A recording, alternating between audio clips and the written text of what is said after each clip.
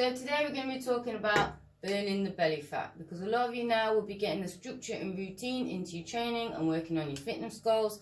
And a very common question I get asked is, how do I work it around my belly? I want to get a flatter belly, I want to have a six-pack, or just want to get rid of my midriff. So here are my top tips, okay?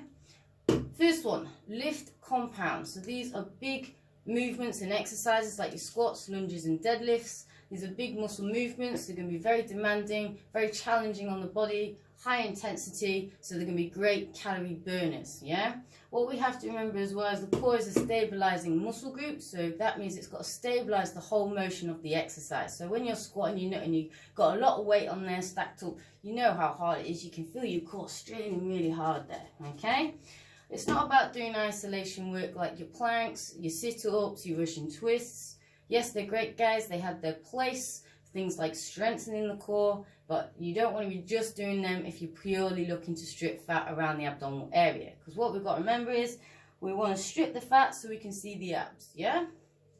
Moving on. Low stress levels, okay? So chronic stress is not good for you or your body. It's going to have an effect on the way you work. It's also going to have an effect on the way you burn fat as well. And it's a very sort of common thing for the body to, in chronic stress, to store it around the abdominal area, okay?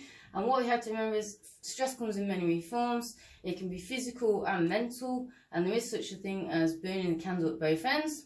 So what we don't want to be doing is overloading with our exercise, stressing our body out through exercise, but then we're having loads of caffeine in our diet, we're going to bed really late, we're feeling stressed and anxious about the situation and circumstances right now, okay? So make sure you bring in some tactics, take a step back and go, where can I lower my stress levels? Do I need to reduce my training a bit? Do I need to go to bed a bit earlier? Or maybe I just need to bring in some good well-being tactics like meditation, reading a book and yoga, okay? Sleep more. So sleep is prime time for rest and recovery and fat burning, guys, okay? And as you know, it's rubbish when you only get 4 to 6 hours. You feel really tired, you feel stressed out, you can entirely feel your body working really hard. And this is obviously going to have an effect on where you store fat, because it comes back to your chronic stress and how the body stores fat in stress chronically. And then it's also going to come on to things like how your appetite is, how well you're going to stick to your food plan. You've probably noticed before, when you don't get a lot of sleep, you're hungry more, you're craving more for carbs and sugars. And that's because the body's really struggling because it's not had enough sleep for rest and recovery, okay? Good gut health. So the gut isn't called the second brain for a reason. The gut and the brain are connected very closely together. And good gut health is essential for functioning and regulating many systems in the body.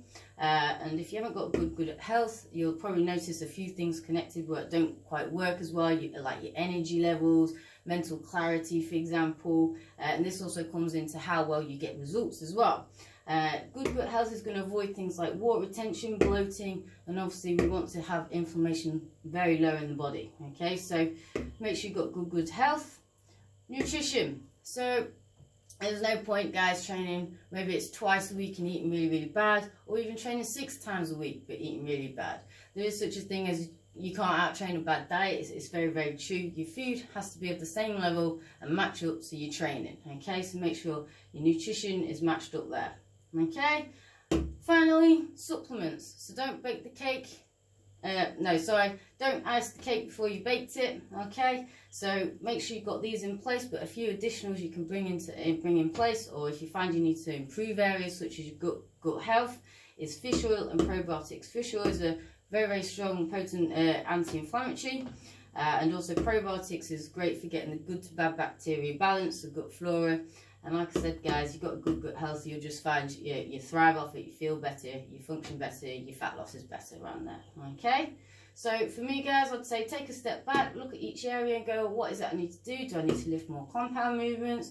Do I need to lower my stress levels? Maybe it's just reading a book more, taking a step back and just chilling out a little bit more.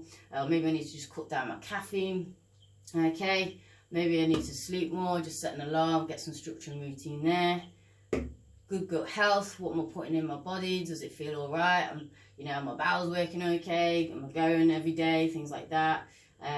Or getting stomach or cramps after certain foods, or things like that. And nutrition, is your food matching up to your training, okay? And then, like I said, supplements.